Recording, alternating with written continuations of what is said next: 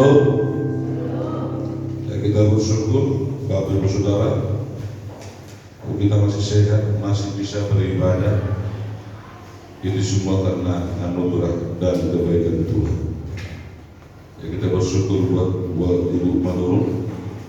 Kita yakin dan percaya, nanti kita doakan supaya Tuhan sempurnakan kesembuhannya. Tuhan berikan bukan saja hanya kesembuhan, tapi Tuhan berikan panjang umur dan damai sejahtera. Ya. Mari Bapak Ibu Saudara, kita belajar firman Tuhan, pola hidup Kristen di dalam Kristus. Ya, supaya kita mengerti bagaimana pola kehidupan kita sebagai orang Kristen, sebagai orang yang beribadah di dalam Kristus. Kita harus belajar bagaimana pola kehidupan kita. Kita baca 2 Timotius 3 ayat 16. Mari Bapak Ibu Saudara, kita bangkit berdiri bersama-sama. Kita baca firman Tuhan ini. 1, 2, 3. Segala tulisan yang dihilangkan Allah untuk mengajar, untuk mengatakan kesalahan, untuk memperbaiki kelakuan, dan untuk mendidik orang dalam kebenaran. Silakan duduk. Berbahagia orang membaca, mendengar, dan melakukan kebenaran firman Tuhan.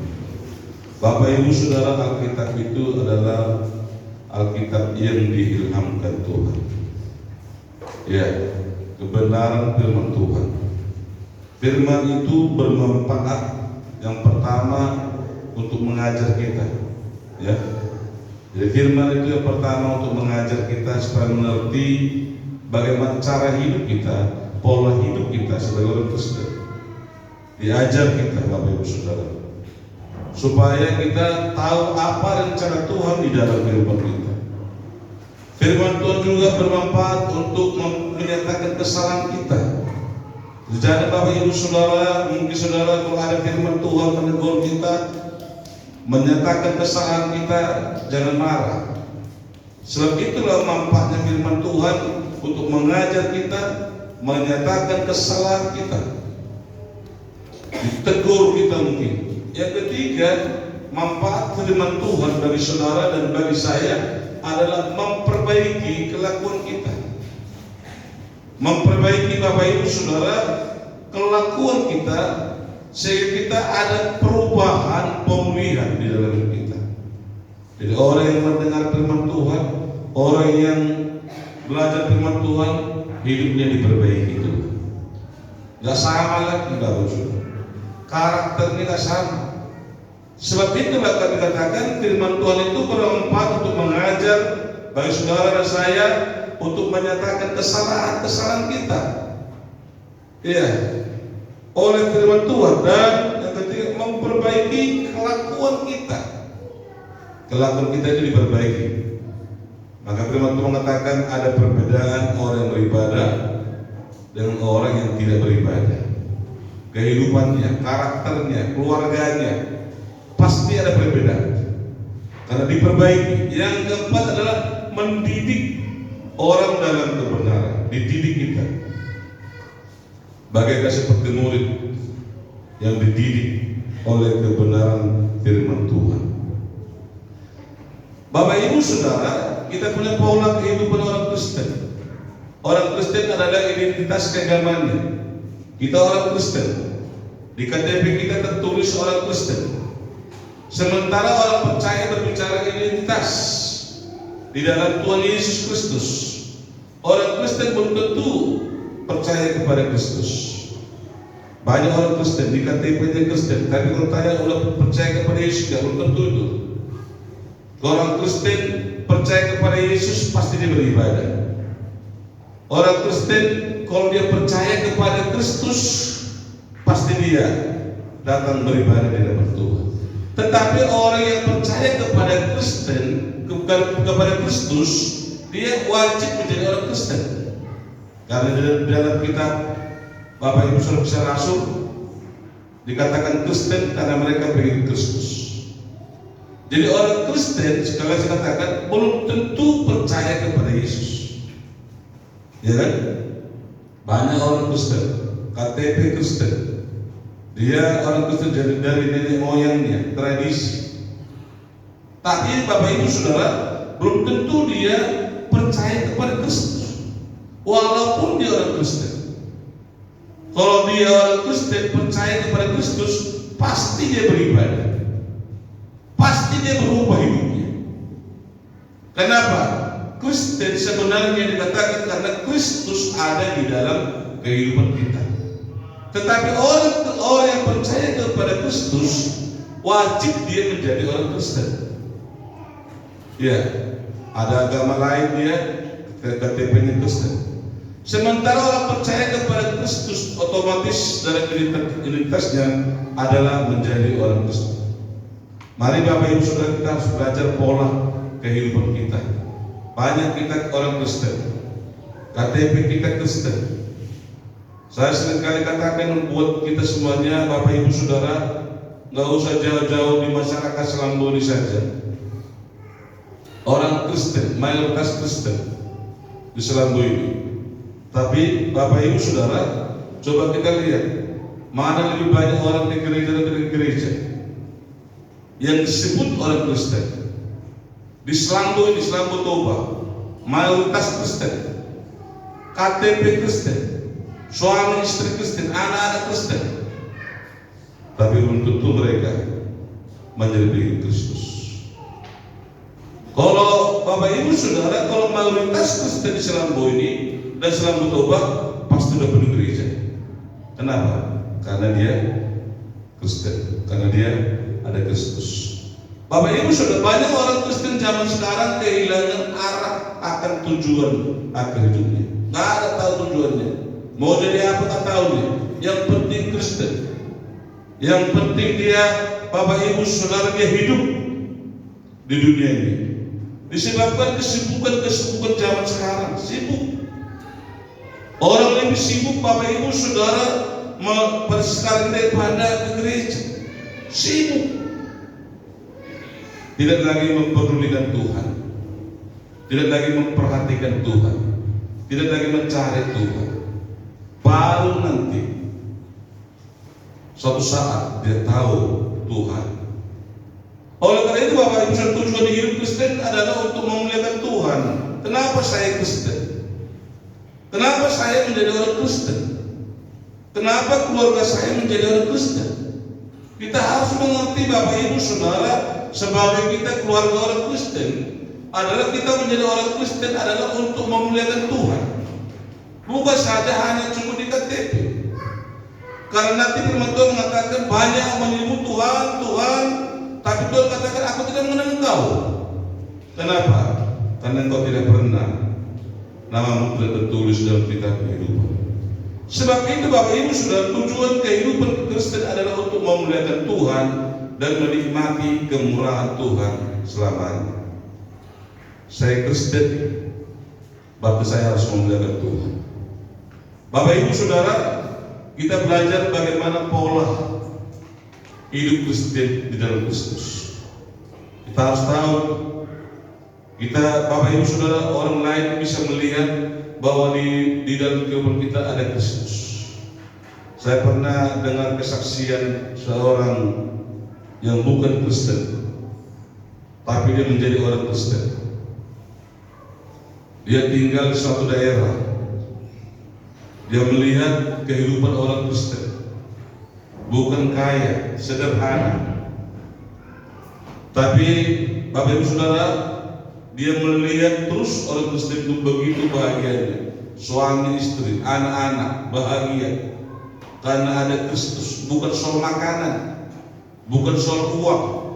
Sekalian saya katakan, kebahagiaan itu bukan soal makanan, kebahagiaan itu bukan soal uang, kebahagiaan itu bukan soal jabatan atau harta, tapi kebahagiaan itu kalau Kristus ada di dalam rumah tangga itu. Amin. Iya, banyak orang kaya susah, banyak orang makan enak-enak penyakitan, banyak orang uangnya banyak banget pusing dia. Sebab itu Bapak Ibu Saudara, Dan dia melihat bahwa orang Kristen yang samping rumahnya itu begitu bahagia terus. Setiap hari mereka bahagia, suami istri bahagia, anak-anaknya bahagia. Dan dia bertanya kepada rumah orang keluarga itu, "Pak, kok bisa bahagia Bapak? Padahal Bapak itu orang kaya." Apa kata Bapak itu? "Kami bahagia karena kami suami istri dan anak beribadah kepada Tuhan." Kebahagiaan di dalam rumah tangga kita kalau ada Kristus dalam kehidupan kita. Bapak Ibu Saudara, pola hidup Kristen di dalam Kristus. Yang pertama itu pola hidup keluarga. Dia keluarga. Kalau dikatakan dia keluarganya, keluarga yang beribadah kepada Tuhan, pasti kita melihat keluarga itu adalah keluarga yang diberkati oleh Tuhan, keluarga yang berbahagia di dalam Tuhan, keluarga yang ada sukacita dalam Tuhan, karena Kristus ada di dalam rumah tangga itu. Yang pertama, lihat bagaimana suami kepada istri. Kolose 3:19, "Hai suami-suami, kasihlah istrimu dan janganlah berlaku kasar terhadap." Ini salah satu kunci. Kalau kita melihat orang ke gereja, dia kalau suaminya masih terus ribut di rumah, cekcok di rumah terus, piring berterbangan, ini bukan pola Kristen di dalam Kristus. Sebab itu Bapak Ibu Saudara, dikatakan yang pertama pola orang Kristen dalam Kristus yang pertama bagaikan seperti suami, seperti Bapa. Bagaimana suami yang mengasihi istrinya, bagaimana suami yang tidak kasar terhadap istrinya, selalu mengasihi dan memperhatikan istrinya. Demikian juga Kristus sebagai Bapa kita, Tuhan Allah sebagai Bapa kita yang senantiasa mengasihi kita dan memperhatikan kita. Demikian juga suami terhadap keluarga, terhadap istrinya, dan dia katakan mengasihilah istrimu dan jangan berlaku kasar. Tuhan tak pernah jahat sama kita. Tuhan selalu baik sama kita. Tuhan selalu memperhatikan kita.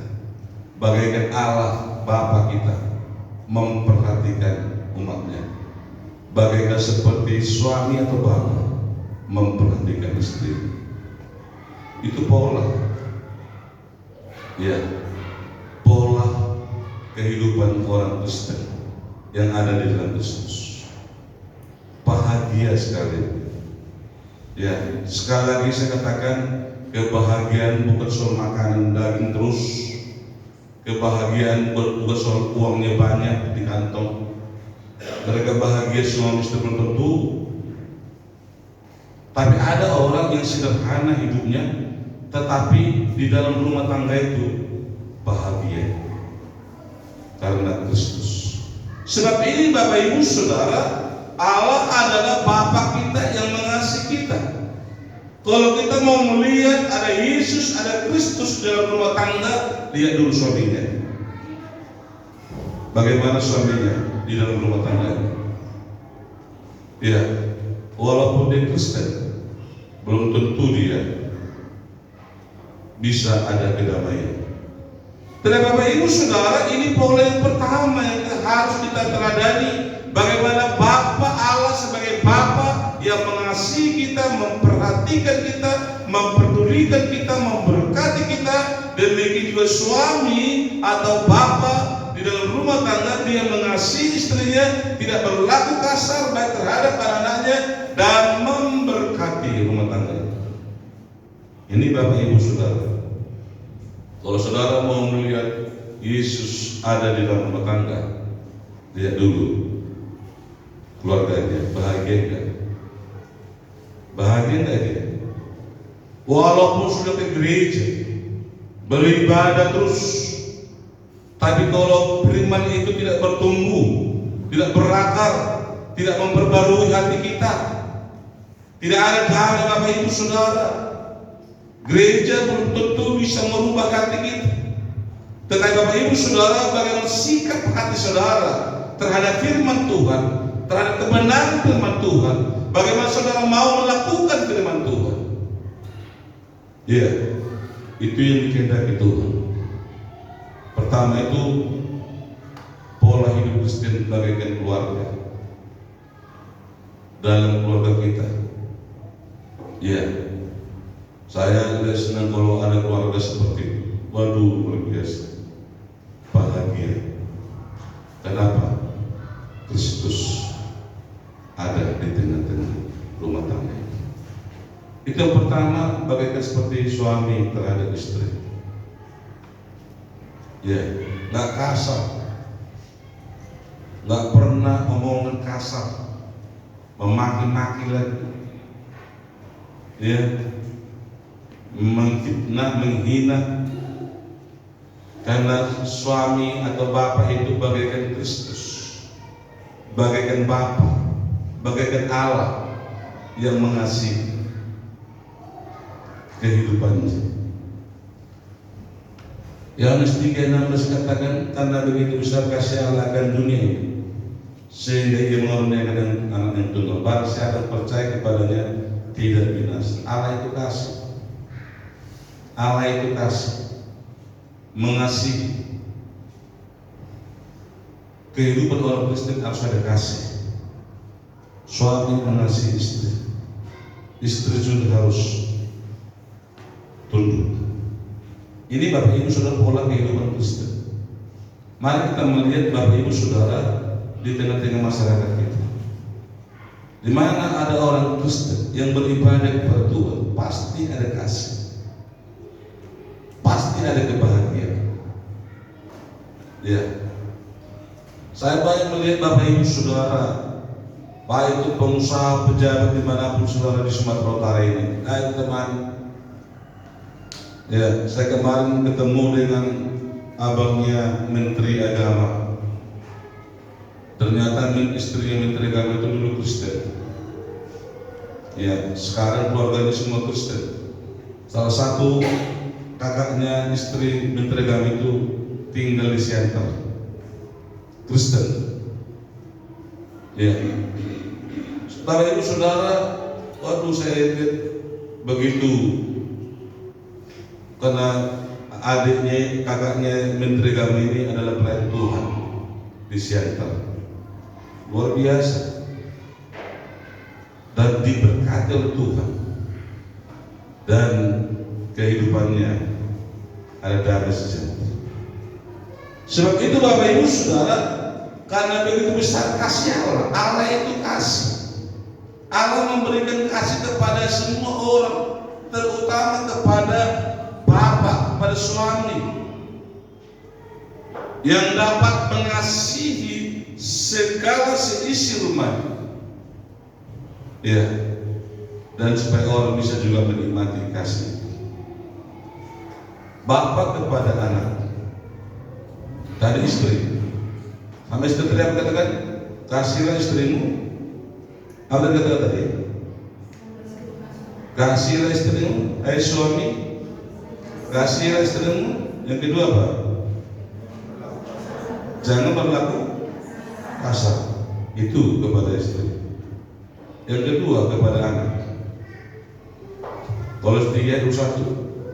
Sama-sama baca kau bapak. 1, 2, 3. Hai, mana kau bapak? Enggak, kau bapak sini. Ya.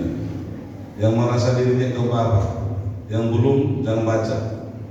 Nah, 1, 2, 3. Hai bapak-bapak, janganlah sakiti hati anakmu supaya jangan tawar. Kau lihat banyak anak-anak kita berantakan, tawar hati, ke rumah takut. Asal didik bapaknya di rumah takut dia. Semua dari bingung.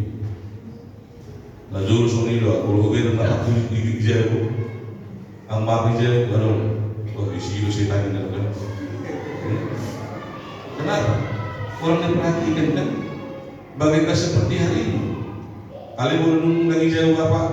Isi jauh, oma, wah dia mana sana robakan. Ini Bapak Ibu Saudara, dalam kita Maleakhi, Tuhan akan memulihkan hati Bapak. Ya, itu yang pertama Bapak Ibu Saudara, pola kehidupan kita. Ya, supaya kita bisa menjadi berkat terhadap siapapun. Itu zaman dulu, cuma zaman sekarang lebih jahat lagi. Ya, kalau zaman dulu kita sama orang tua kita, bapak kita segan-segan, kalau sekarang jangan. Sekarang terbalik. Siapa dulu bapak? Pak dulu bapak kan? Suruh keluar itu tadi. Terbalik sekarang. Kalau dulu lihat bapak luar biasa takutnya. Iya. Aturan mau makan ke rumah kalau ada bapak takut. Kalau sekarang terbalik. Bapak yang takut lihat anaknya, ya kan? Banyak sekarang bapak takut orang tua, bapak takut lihat anaknya. Ya, kenapa? Sekarang seperti itu.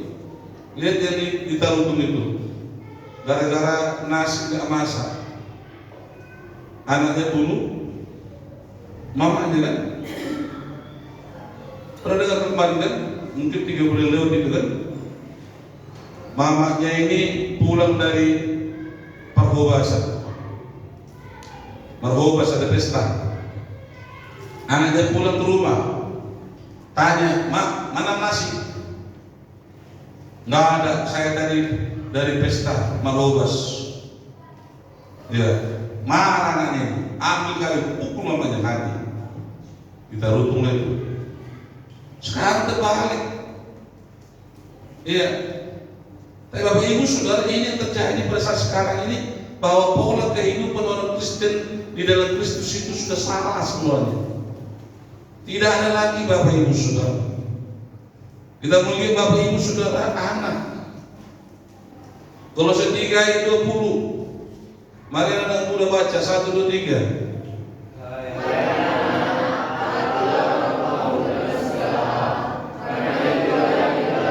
Iya.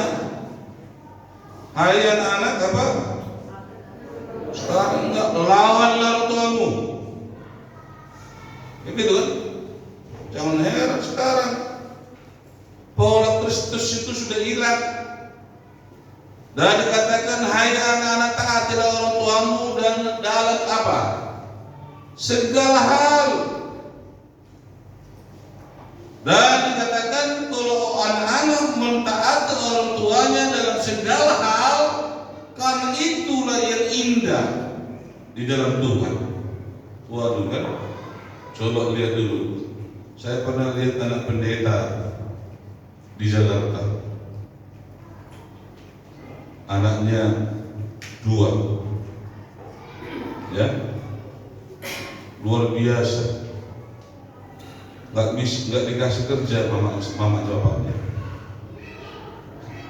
Yang satu nyuci, ngepel, cuci piring, yang satu masak. Luar biasa. Maka yang terjadi apa? Keindahan di dalam rumah itu. Sebab itu Bapak Ibu, pola Kristus di dalam kehidupan kita sebagai bapak mengasihi istri dan tidak berlaku kasar, sebagai suami mengasihi anak-anaknya, dan sebagai anak juga harus taat kepada orang tua dalam segala hal. Aku nasihatkan muda-mudi, nggak terkecuali dalam segala hal apapun. Ya. Karena itulah yang indah di dalam Tuhan. Indah dalam Tuhan. Karena Kristus ada dalam kehidupan. Kristus juga disebut sebagai anak. Lihat ini, Yesus disebut sebagai anak. Dia Bapa, dia Allah. Tapi pada waktu Kristus ada di dunia ini, dia digambarkan sebagai anak. Bagaimana sikap Yesus? Dia disebut sebagai anak. Dan melihat meneladani bagaimana Yesus, dia disebut anak. Filipi 2 ayat 68, yang walaupun dalam rupa Allah tidak menganggap kesetaraan dengan Allah itu sebagai milik yang harus dipertahankan. Lihat kerendahan hati Yesus sebagai anak.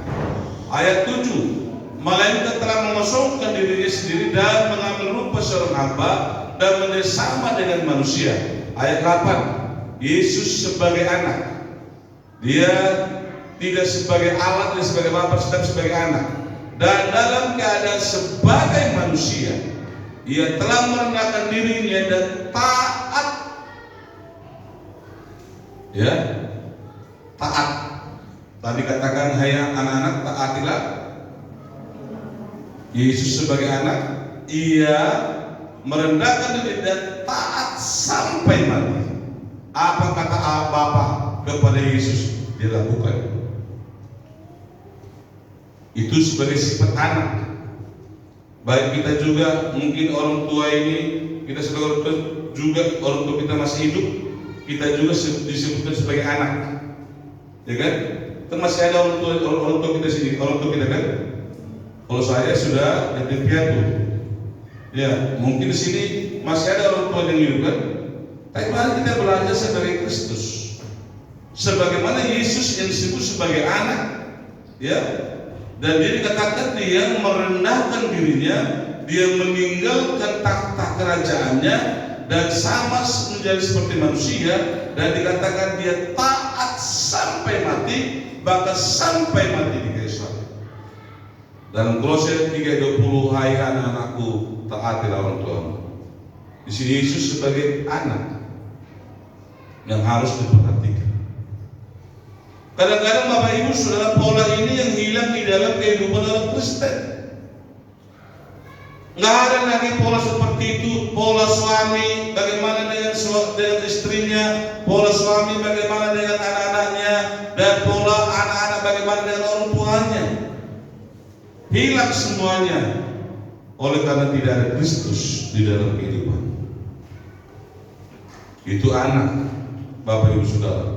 Sekarang pola kehidupan istri. Istri itu bagaikan Roh Kudus. Ya. Istri itu dijadikan Tuhan sebagai apa? Sebagai istri itu dijadikan Tuhan, diambil dari tulang rusuk si Adam menjadi apa?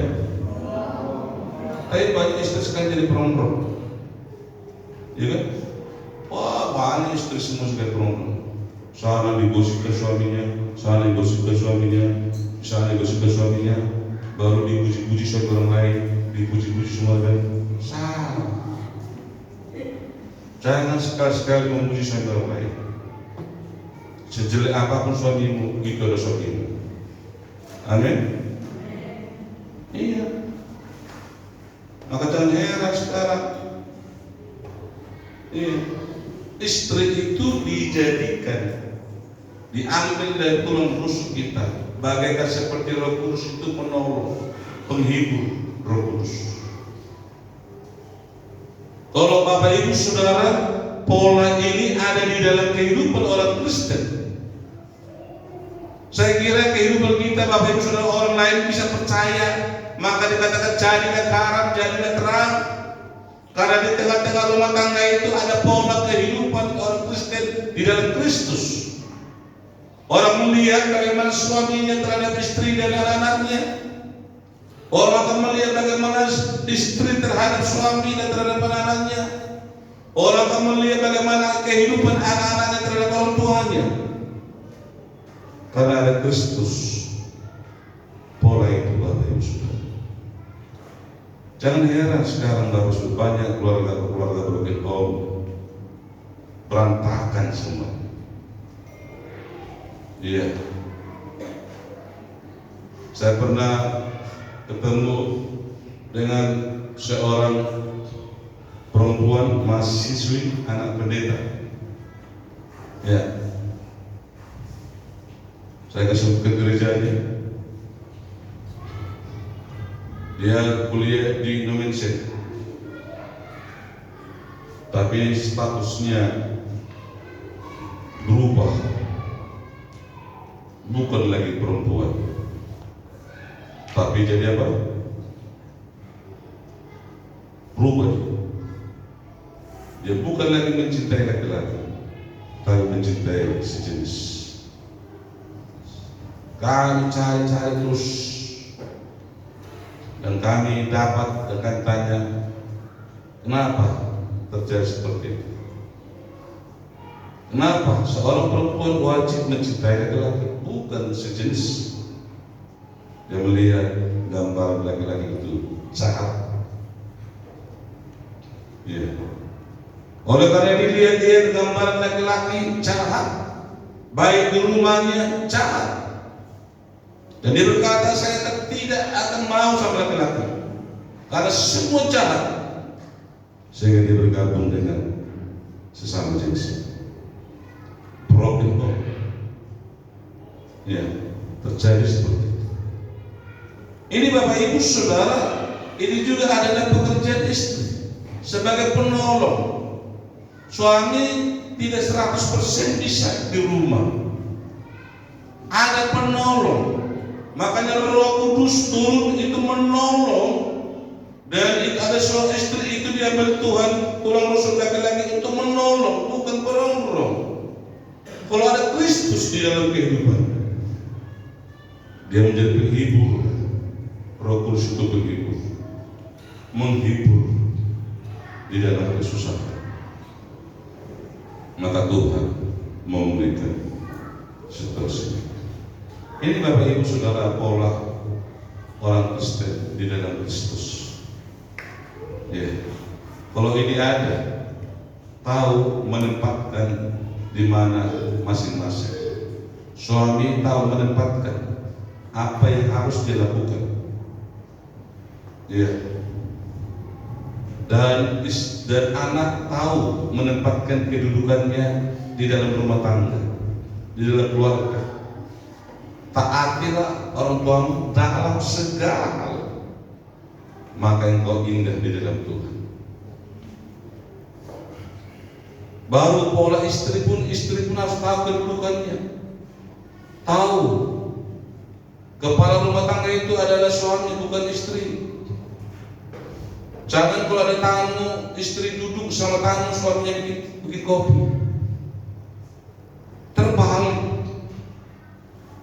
Pola ini Bapak Ibu Saudara yang Tuhan mau lihat di tengah-tengah kehidupan kita sebagai orang Kristen yang hidup di dalam Kristus.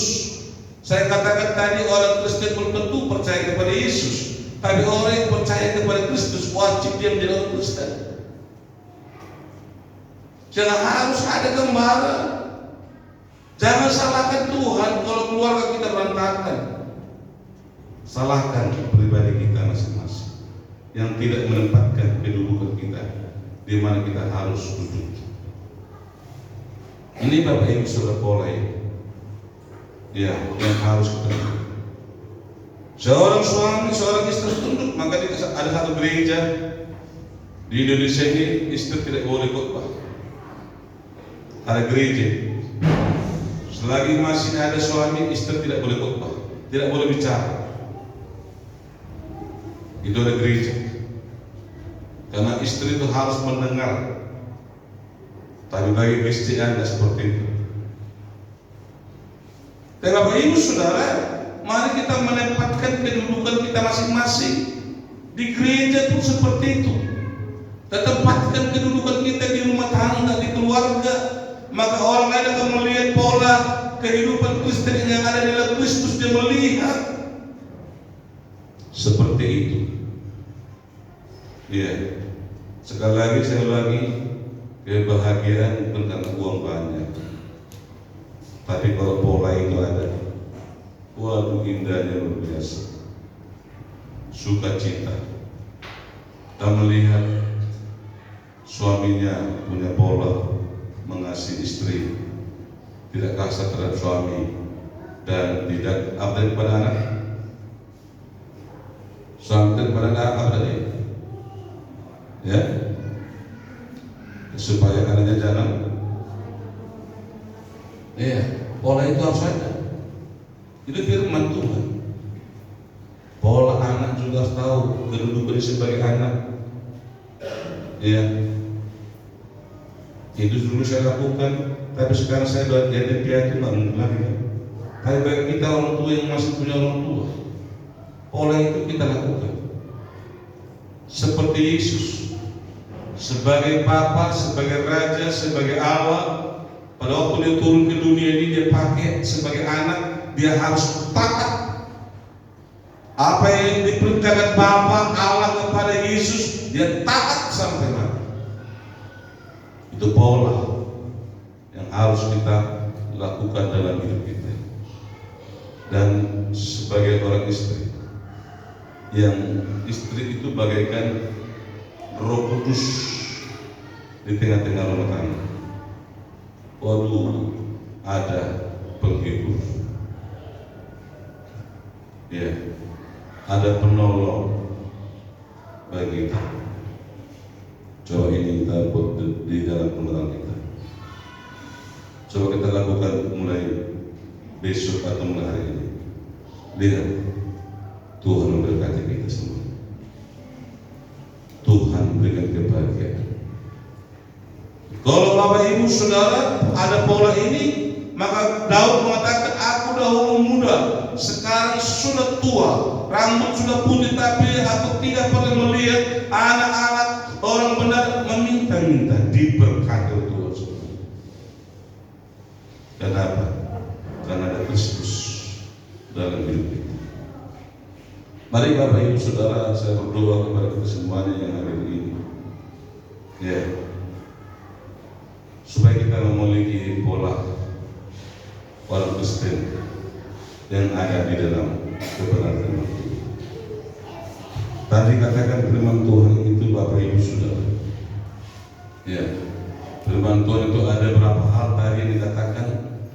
Segala tulisan firman Tuhan bermanfaat untuk mengajar. Mari kita ambil, menyatakan kesalahan, memperbaiki kelakuan kita. Mari kita perbaiki kelakuan kita, perbaiki rumah tangga kita, perbaiki segala sesuatunya, supaya itu menjadi berkenan di hadapan Tuhan dan mendidik di dalam kebenaran firman Tuhan. Amin. Mau pakai pola ini dalam rumah tangga, suami mengasihi dan tidak terlalu kasar, istri jadi apa? Penolong atau perongrong? Banyak perongrong sekarang. Gaji suaminya 1 jutanya, tapi permintaannya 1.500. Ya? Akibatnya apa? Habislah. Jangan heran orang-orang kaya pejabat banyak di penjara korupsi. Kenapa? Bukan dia nggak ada uang, tapi kenapa? Karena selalu permintaan istri supaya semakin hebat. Istri ini nggak mau kalah. Orang lain pakai anting-anting, dia mau pakai anting-anting. Orang lain dilihatnya kakinya pakai gelang, dia juga mau pakai gelang. Iya kan? Main terus. Tapi kalau penolong, kalau suaminya gaji 1 juta, dia tolong menjadi 2 juta. Itu status kita sebagai pola kehidupan orang Kristen di dalam Tuhan. Amin. Tuhan memberkati kita semua.